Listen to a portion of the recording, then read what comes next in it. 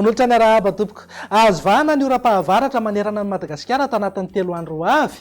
Tombananao betsaka kokoa ny rotsakorana any amin'ny faritra avaratra, avaratra atsinanana, afovoany atsinanana ary ny faritra sasany amin'ny afovoantany.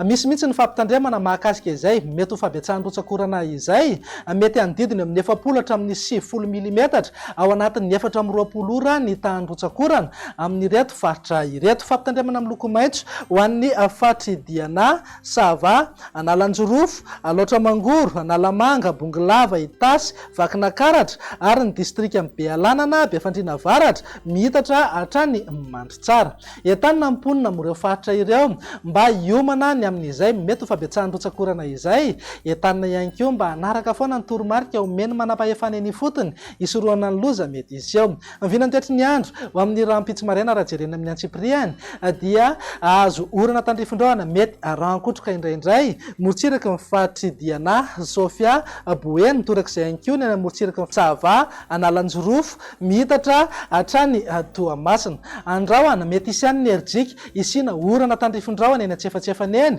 ho an'ny faritry Melaky, Bongolava, Betsiboka, Analamanga, Itasy, Vakinakaratra, Moromania ary Matsiatrambony torak'izay ihany koa ny tapany avaratra ny faritry Menabe. Ny faritra hafa dia ifandimby ao ny rahona sy ny masoandro amin'ny akapobeny. Raha ny tolakandro indray dia andrahona mety arahana orana tandrifin-drahona ny any amin'ny faritra atsinanana, Vatovavy, Fitovinany, Atsimo atsinanana ary morotsiraka afovoany andrefana sy atsimo andrefana. Ny faritra hafa dia azo oram-baratra amin'ny tsitokotoko avokoa.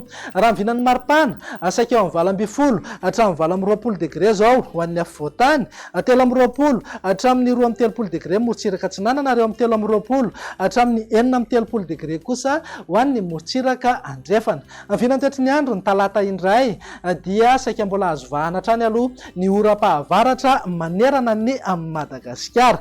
Raha ny maripana eo amin'ny 17 hatramin'ny 20 degré zao ho an'ny afovoantany, 20 hatramin'ny 13 degré morotsiraka atsinanana ary 20 hatramin'ny 13 degré kosa ho an'ny morotsiraka andrefana. Mananika 9 na 7 degré eo maripana ambony rindra any amin'ny faritry Sofia sy Boeny.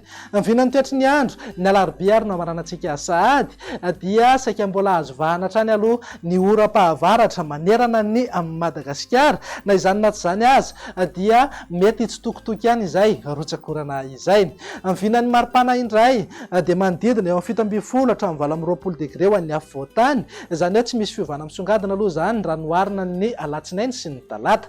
Ny morotsiraka atsinanana kosa eo amin'ny 20 hatramin'ny 30 degré ary 20 hatramin'ny 17 degré ho an'ny morotsiraka andrefana. Dia izay indray mivinany toetry ny andro ato anatin'ny 3 andro avy manome fotoananao ho amin'ny manaraka indray. Veloma tompoko.